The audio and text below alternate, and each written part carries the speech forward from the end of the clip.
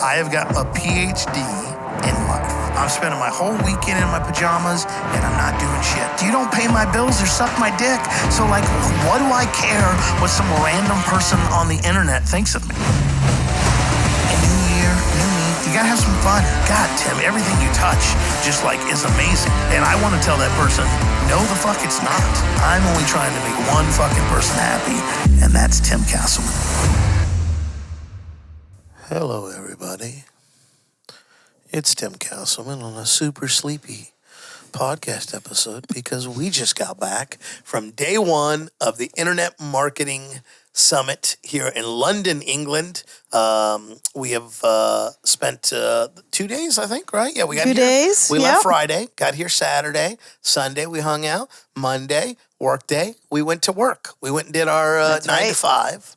By sitting and paying attention to speakers. Lots of sitting. Yeah, lots of sitting. A lot of sitting, a lot of active listening, a lot of feedback. I'm already over people and I'm over talking to people. It's just like I just want to go in a cocoon of silence for 30 minutes so that my brain can be like, this is what it's like back home when you live your shut-in lifestyle, Tim. This is what's comfortable to you. Don't go out in public. We had a great day at the first day of the first of 3 Internet Marketing Summit. First day of 3. As you can tell, we're tired, exhausted, can't even put our words together.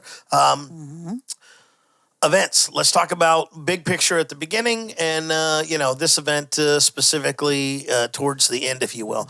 I think live events, especially if you're into something, is one of the best places you can go to meet like-minded people, get advice on real-world situations from those that have experienced it. I had an amazing conversation at lunch with Dean Holland and Craig Crawford, 2 people that I would consider friends that, they live in London. I don't ever see those guys except for events, but when we hang, it's like catching up with old friends. So I think live events can be an amazing way to meet, establish connections, grow connections, be seen out in the industries. But honestly, it's also a way that you can get overwhelmed. You can feel underwhelmed from the event. It's just like you feel overwhelmed, and you can start chasing your own tail or doing the whole grass is greener on the other side. So this event was originally scheduled to take place in the event, the hotel that we're staying at now. It was moved down the road. We found that out last night. Thank God we made a phone call. So we had to get up early this morning, and we had to take an Uber over there.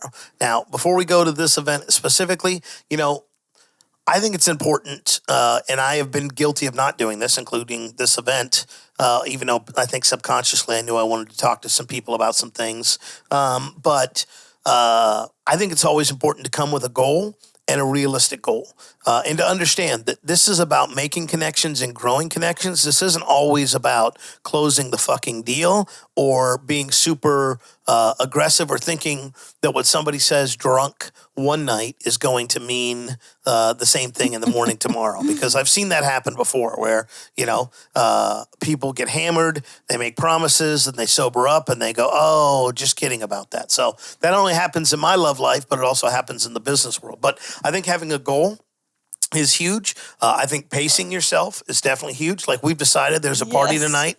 We're not going.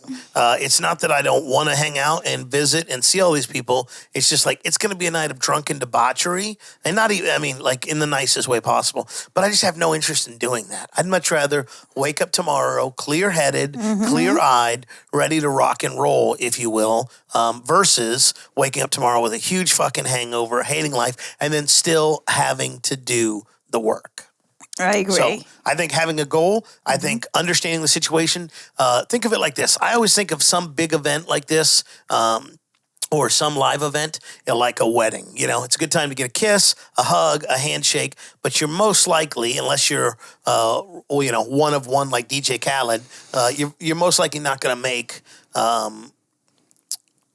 you'll establish a bond, but you don't expect to go too deep, and don't get upset when someone can't sit down and devote all the time in the world to you. There's I mean, 50 people here, we'll say conservatively, right? If I had to spend an hour with each one of them, I would just be exhausted.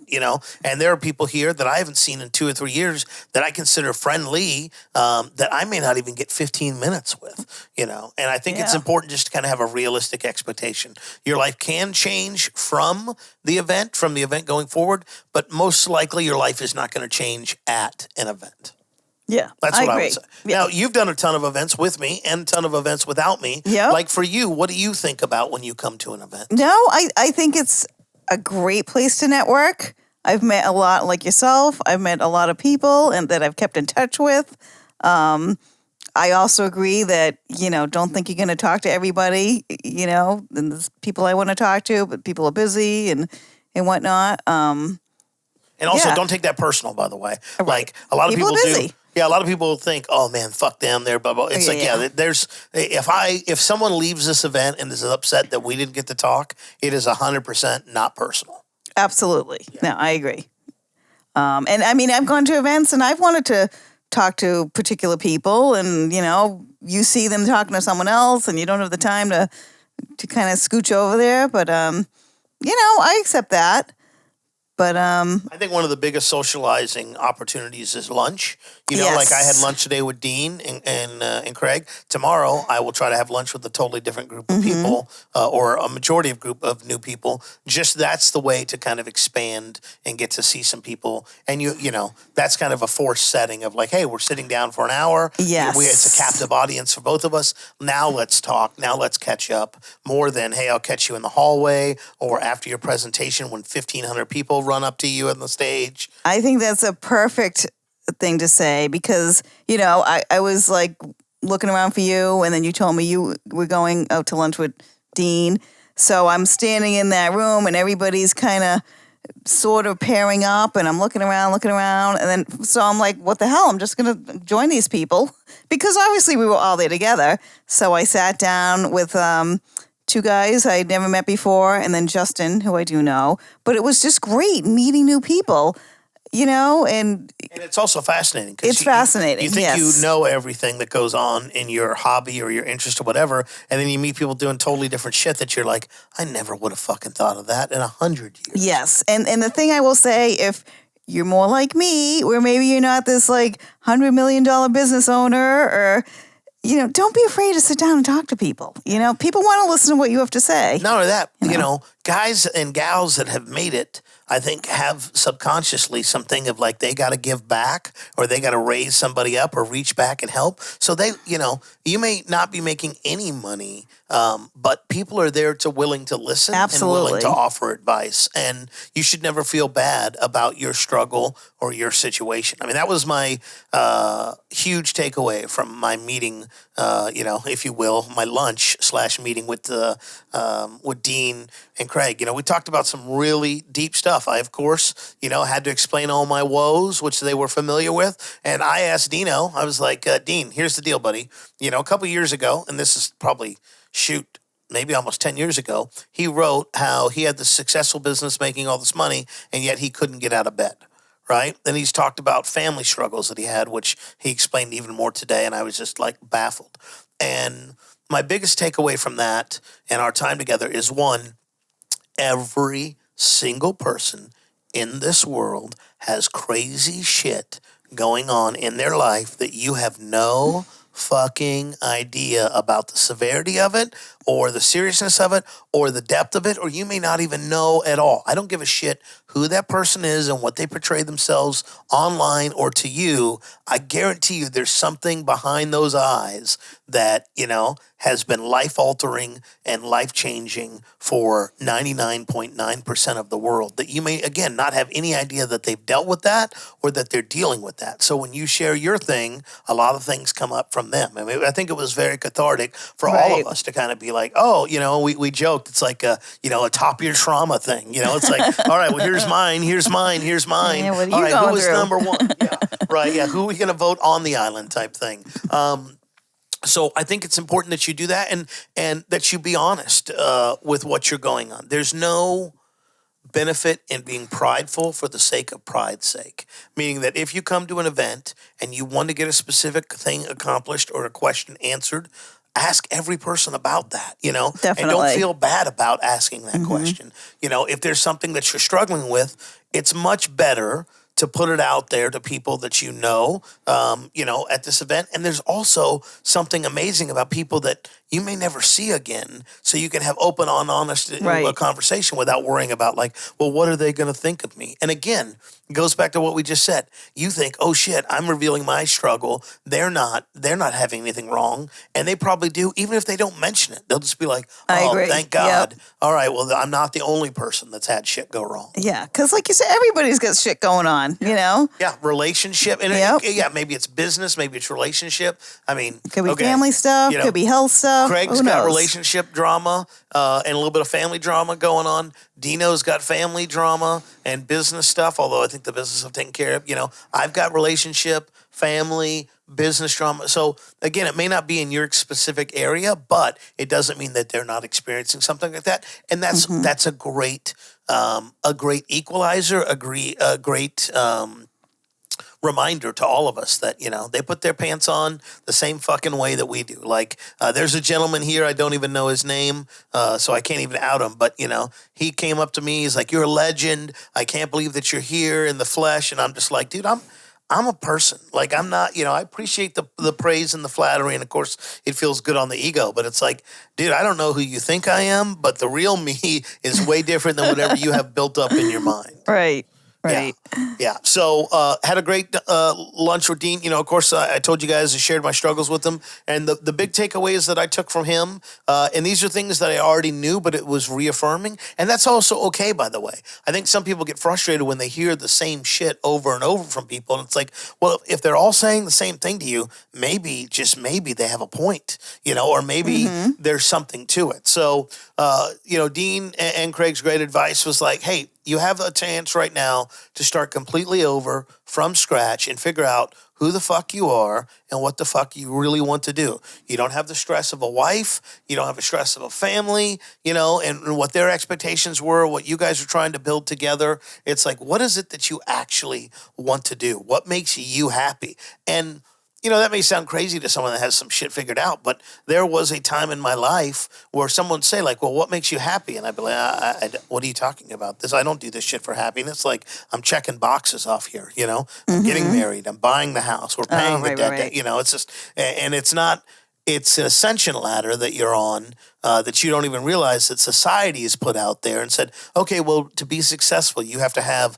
Dino was talking about how he went through a time where it was like, okay, I'm going to have the nice watch and the nice car. So I've got money without even having to say that I have money. And, and this is so hard to explain to people, to someone that is starving, that, all the food in the world isn't going to make a difference. And that's a terrible analogy, but think about money. There's so many people in this industry, I need money. All money is the fix and the cure to all evil. And I will tell you, as someone that's made a shitload of money and still a small fish in the pond, money does not fix all your problems. It gives you money to address some of those problems. But if you're fundamentally flawed, which there's nothing wrong with that, and you have these issues going on, money is not going to fix that stuff. It's not the end all be all that you want. And it's better for me, in my opinion, to chase fulfillment and what makes you happy, because you can do that regardless of the income that you need.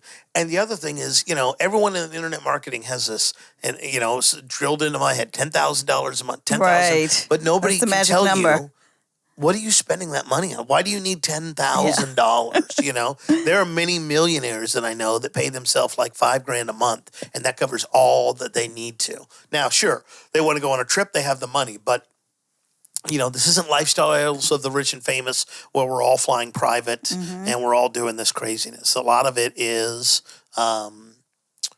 figuring out what it is that you want to do, figuring out what makes you happy, figuring out how to pay for that. And I think you'd be really shocked at how low that monthly amount would need to be to make somebody happy. And that also relieves a ton of stress. And that was the second point that Dean made is like, don't try to plan all this shit out. And that's terrible to me to hear because I'm a planner. I want to talk about all the woes. I want to figure out all the pitfalls. I want to figure out how we do all of this. And we fix all the problems that aren't even current problems. It's like, oh man, I don't want to make $100 million this year because I'd have to pay $50 million in taxes. It's like, well, what did you make last year? 100,000. It's like we have a little ways to go before that's a problem. So did him bringing that up again, did it make you think of what is it you really want to do? I still don't have an answer for that. It's something I'm actively working on, and I think what it told me was, hey, so after my wife fucking abandoned our marriage, like 2 days later, I bought a camera. I bought a shitty $250 camera, and it turned out to be the worst decision of my life because I probably spent north of $20,000 on camera equipment to this day. In fact, today I bought another $350 worth of camera equipment so I can take photos of product photography, right? But shooting live, and all I did, this is product photography is new, but all I did was shoot bands, right? And I would go to shows, I'd go to festivals, I'd travel and shoot bands and shoot bands and shoot bands and take over 200,000 photos, and I fucking love it. And he was like, man, if that brings you joy and fulfills you, oh, by the way, I don't charge for it, all right? Because the bands that I'm photographing, a lot of them couldn't afford to pay me what I'd asked them to pay. He's like, if that fulfills you, then all you have to do is figure out what is my monthly nut and how do I make that happen? So it's not a matter of chasing the money. It's about chasing the fulfillment. And again, It's like whatever makes you happy, figure out a way to pay for it and have some mechanism that's able to do that and pay for it. And that's was a good reminder of that. So even though I don't know what that thing is that's going to pay for my dream lifestyle, if you will, I know that it's possible, and I know that it's just a matter of sitting down and kind of figuring it out. And again, not planning out 10 years in advance, not even planning out probably more than, I think in this day and age, if you're planning more for 3 years in advance, and also 3 years ago, if you had told me, hey, you're going to lose your girlfriend, you're going to lose your business, you're going to lose your personal property, the court system is going to totally fuck you over and there's nothing you can do about it, I'd be like, what are you talking about? And 10 years ago, right. All right, 10 years ago, I was married, had a successful business, et cetera, et cetera. So all those plans that I made go away. And it's like, how much time do you spend on that? How much worry do you spend on that? And how much do you try to make this goal that you wrote 10 years ago be something that you want to be successful with today? So to me, I think it's important for me to figure out what it is that I ultimately want out of life. And then how can I fulfill that through a business that, some would call a lifestyle business. And, when you talk to these Silicon Valley knuckleheads and these, gurus and all that, they're like, no, you got to have $1 billion so you can hire a staff of 25 people and then have TPS reports and Monday morning meetings. Horrible. Yeah, and it's like, fuck off. I would give up all my money and live in a hut in South America before I'd want to do that shit again. Right. Yeah, so I think it's important that you figure out, not what society tells you, not what your parents tell you, not what your spouse tells you. It's like, what the fuck makes you happy?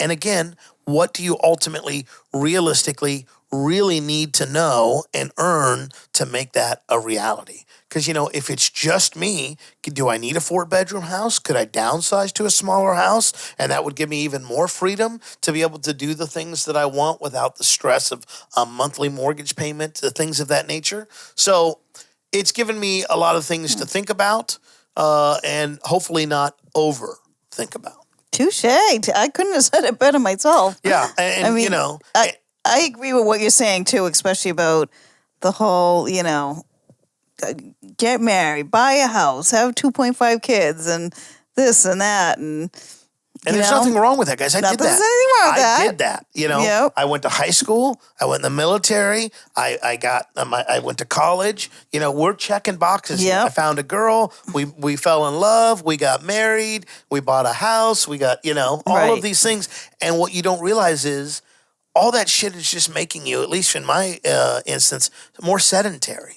you're more stuck. It's like, well, I have to stay here now because I have a house, you Yes. know? Oh, now I've Yeah. got 2 fancy new cars that look, I don't really give a shit about vehicles. It's like, I have to have AC and a comfortable ride, but that's about all I'm going to ask for in a vehicle. I don't give a shit if it's a Toyota Prius or an F4000. What happened to that Lamborghini? I saw you eyeing. Yeah.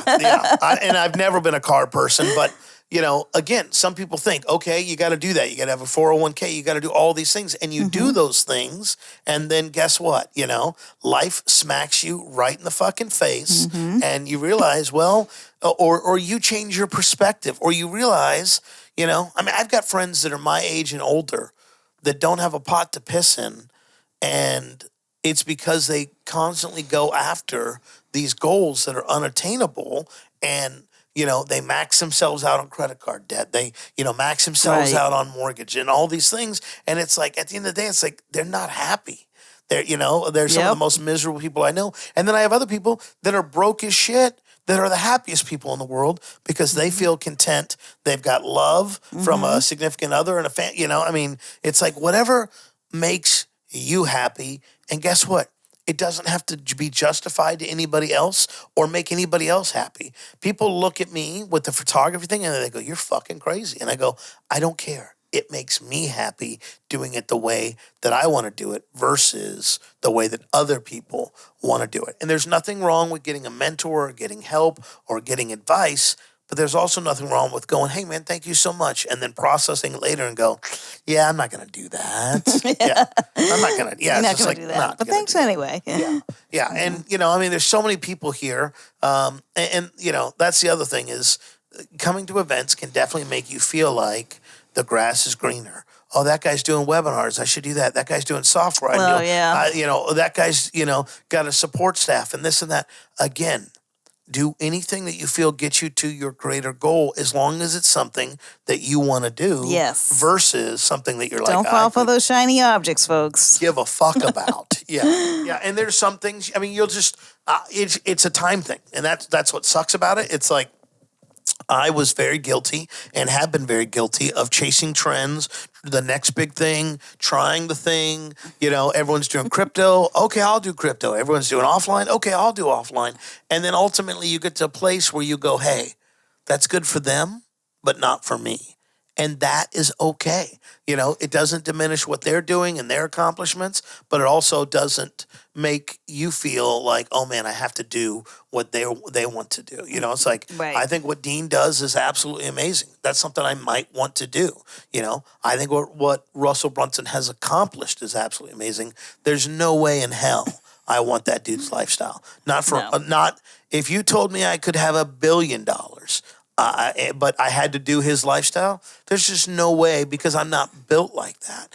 And that's the great thing. That's the other great thing about these events is, just like the grass is always greener, it shows you there's more ways to victory than you fucking know. And there's more ways There's a lot of than, ways. than you can ever think of. So we had this exercise today it's currently under protest. I filed an official protest with the internet marketing community because I believe my group should have won. But we do like a Shark Tank thing where it's a little idea generator at the front and then you pitch and present to the Shark Tank folks. And these are ideas that we came up with in 45 minutes and stuff like that. And I call those like stretching exercises. I don't expect anything to happen from any of the ideas that came, but it gives you an idea of, there's more than the way that I know how to make money online. The winning idea involved basically connecting service providers in the medical field with people that need them in emergency situations.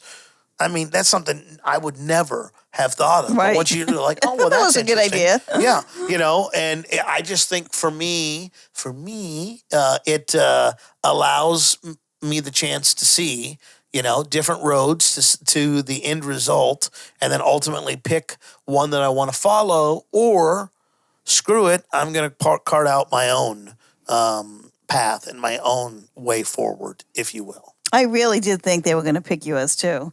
You clearly had the best presentation. Well, that's without fail. We had champagne on ice. We were ready to win this thing. Yeah. I think what hurt us was going last, and also I think by that time the Sharks were improving the idea. they were like, oh, okay, well, that's the idea you presented. Here's how we can make it even better. And it's like, yeah, I didn't know you were going to do half the work for them, you know, Right. type thing. So, but we got our Will Smith reference in there, and, you know, I consider that a moral victory. And of course, Excellent. this is just a joke. You know, I really don't care. What we did, we had 45 minutes. I got all the paperwork. They're like, okay, you're going to be the leader. I was like, perfect. Put all that shit down and let's talk about our businesses. And then we went around 5 minutes each person to talk about their number one issue with their business. And it was great because everybody gave advice, feedback. Yeah, like a mini thoughts. mastermind. Yeah, That's it was like great. and then we came up with the idea in 5 minutes and almost won the damn thing. But regardless of that arbitrary, contest, everybody left that group with something they could go home with or they could work on that would actually impact their real world business or their Right. real world goals versus this imaginary exercise. Now, when in doing so, were there any interesting businesses that somebody talked about that you thought, wow, that's interesting? There's like a guy something that's unique? building a social media platform, which I think is.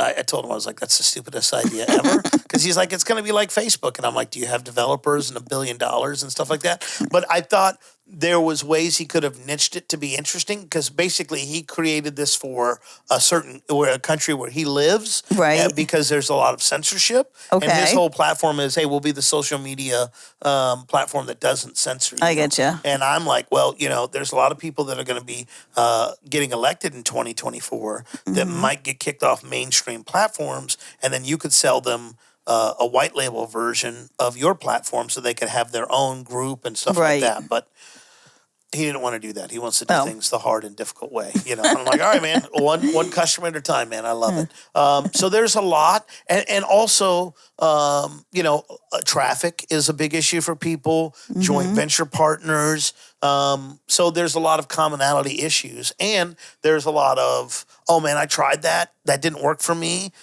in this instance, and here's where I think it went wrong, so that people can go, okay, like one guy's doing solo ads, and I just told him, to me, okay, you got at the top, you got, as far as scalability, you got cold traffic, then you got affiliates is number 2, and then solo ads is number 3, And he's like, I've exhausted all the traffic. I'm like, yeah, of source number 3 maybe, but you still have 2 and 1 to go. Right. And you let the warm traffic, that's affiliate marketing, you let them pay for the cold traffic testing and trying out and all that thing. So there was nothing that was earth shattering. Oh my God, I can't believe it. You're the next Jeff Bezos. But there was a lot of help and a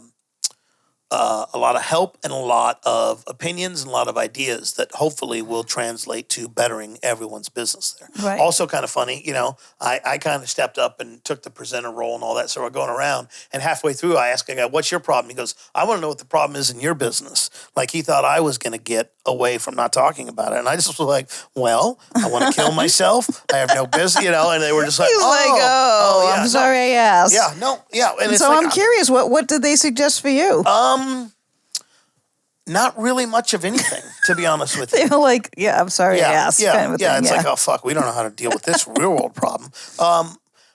And I think because I'm just at an apathetic state, like one of the guys goes, wait, you haven't mailed your list since September? I mean, to give you an idea, this is probably conservatively, this is the 20th podcast that we have recorded that I have paid. I would say. That I will, for these new batches, I will do the same thing I've done before, where I paid an editor, where I've had it posted and all that. I still have not emailed my list once about this podcast at the time of this recording. I still haven't posted or made live the first episode, even It's a to do secret that. podcast, Right, folks. to the super secret podcast. So if you're listening to this now, you are one lucky person. Yeah, because it actually saw the light of day. But I mean, they're like, you haven't mailed your list since September? And I'm like, no. And they're just like, how the fuck is that possible? And I'm like, yeah, well, that's what you can do when you save a few dollars and you, have a low cost of living every single month. So I think I was kind of apathetic of like, man, I don't know. But it was after my lunch with Dean. So I kind of shared what we had talked about. And I mean, ultimately, that's the first step for me, because whatever they're going to tell me to do about the business, it's like, well, what's the fucking business I'm ultimately going to end up with and have? And the other thing is, don't get married to it. Dean is killing in the cosmetic business with his wife. I thought that was a very smart thing he talked about. Because he's like, I don't know anything about makeup, and I'm sure he didn't. And, Yeah. And he look, let his that's wife his big moneymaker. do it for 2 or 3 years on her own while he Yeah. was building on his business. And then it's like, all right, well, let's work on this together. And he expects to eclipse his previous earnings, Right. by many multiples with the cosmetic business than he did with the digital marketing business. And I'm guilty of it. We're all guilty of it.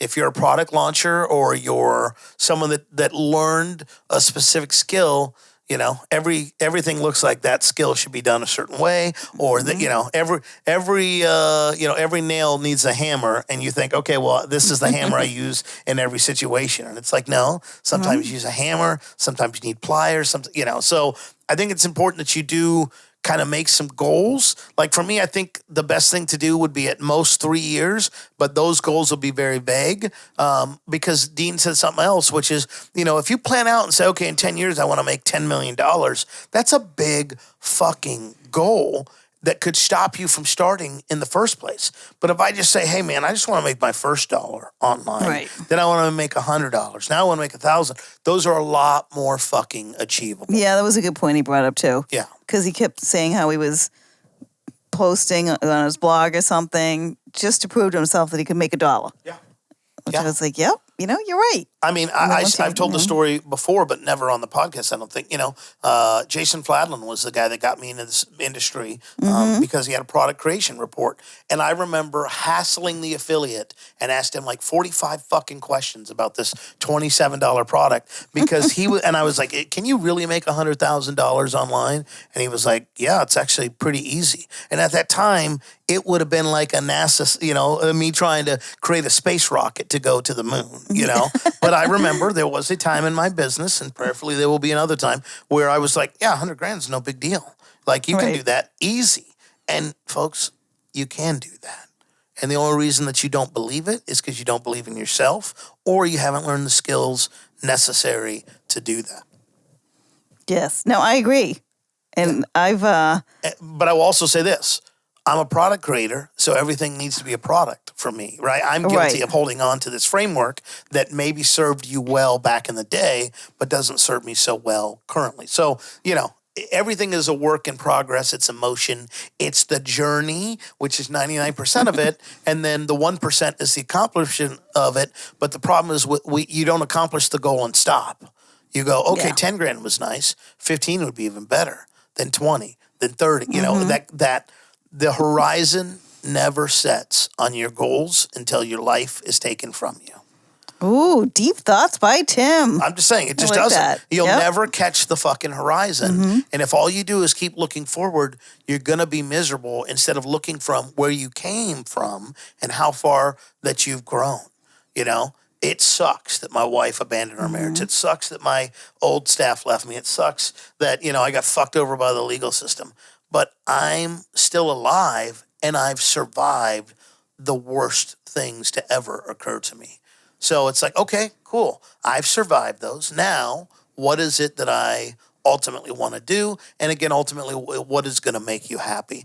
And I think, again, live events is a great place to get to meet people, to get ideas, suggestions, and feedback. Like, as soon as we decided we're not going to that thing tonight, it was like, all right, I'm going to hit up a mutual friend of ours and be like, hey, man, we're not going to go to this thing tonight. So why don't you hang out here if you want? And if he does, I'm going to pick his fucking brain and catch up with what he's doing and talk to him.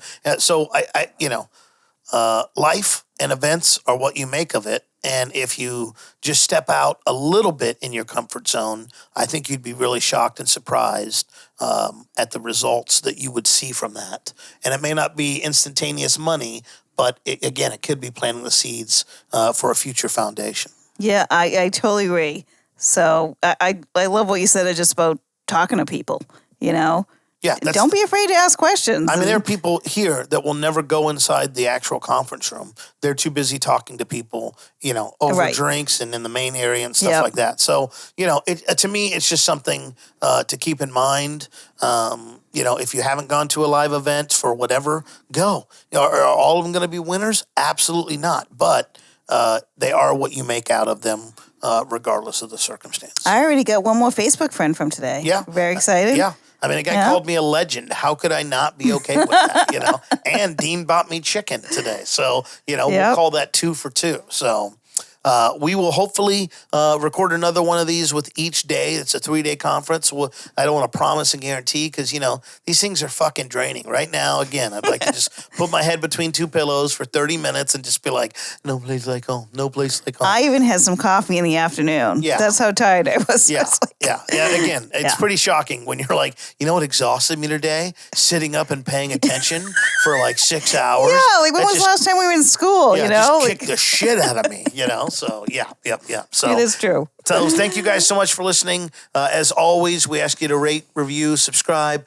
If you do nothing else, leave me a comment or a thumbs up or whatever. It just lets me know that we're not talking out to the ether, that someone is actually paying attention and listening and getting some helpful advice and some feedback. And, if you're ever at a live event, please don't hesitate to come up and Yes, say hello. please say hello. I was Yeah. just going to say that. Yeah, I know I may Yeah. come across a little antisocial here. I love meeting people. I absolutely do. I just need some time to decompress at the end of the day. But I mean, it's the greatest highlight of my life when anyone comes up and says, I bought a product from you. I bought your notes. I've done this. I mean, you can't explain the pride of hearing people talk about how amazing it is the work that you do, And Yeah, and then you're helping people and they love it. And I agree. And, and if you don't know anybody, just go up to them, and be like, hey, I'm John. Nice to meet you. Hey, let's get a drink. Hey, what are y'all doing for lunch? And just try to invite yourself. There's nothing wrong with that. Worst they can say is, oh, we're full or no, but they're not going to be dicks about it, So, Right. yeah, just take that little step, take that one step outside your comfort zone. And then maybe, the world is your oyster after that. The world is your oyster. Very shiny oyster. Yes. No. And remember, you never catch the horizon. So keep on, keeping on, I guess. Thanks for listening, guys. We'll talk to you in the next one.